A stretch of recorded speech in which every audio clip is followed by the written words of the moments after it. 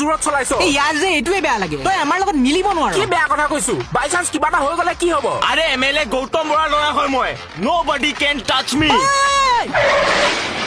প্ৰখ্যাত ৰাজনীতিবিদ গৌতম বৰাৰ পুত্ৰৰ ওপৰত দুৰ্ঘটনাৰ অভিযোগ প্ৰমাণৰ অভাৱত নিশাৰ ভিতৰতে আৰক্ষীৰ জালৰ পৰা মুক্তি দেখ ফচুৱা গৈছে সেইদিনাখন তাত কোনো এক্সিডেণ্টে হোৱা নাছিল আমাৰ হাতত এভিডেন্স আছে এই ব্ৰো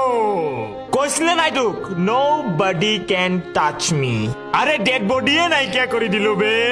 ইয়াকে কয় দা পাৱাৰ অফ মানি তই আহচোন এফালে ক'ত যাও আৰে ক'ত লৈ গৈ আছ আৰে এইবোৰ ক'ত লৈ আহিছ এই ঘৰটো কাৰ হয় জাননে মই কেনেকে জানিম এই ঘৰটো সেই ল'ৰাটোৰ যাৰ ডেড বডিটো সেইদিনা তোৰ দেউতাৰ পইচাৰ মাজত কৰবাত হেৰাই গ'ল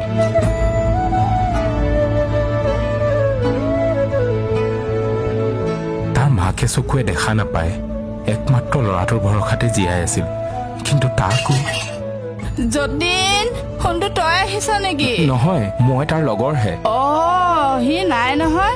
সেইদিনাই মোলৈ ঔষধ আনিবলৈ গৈছিলে পইচা যোগাৰ কৰিবলৈ নাই পৰা চাগে নহলে সি মোক এৰি থৈ এদিনো বাহিৰত নাথাকে আহা বহা তোমালৈ মই কিবা এটা খাবলৈ আনো তই কিয় কান্দিছ ভুল তোৰ নাই ভুলে মাকজনী কাৰণ আজিৰ দিনত য'ত টকাৰে মানুহ কিনিব পাৰি তাত তেওঁলোকে দুখীয়া হৈ জন্ম ললে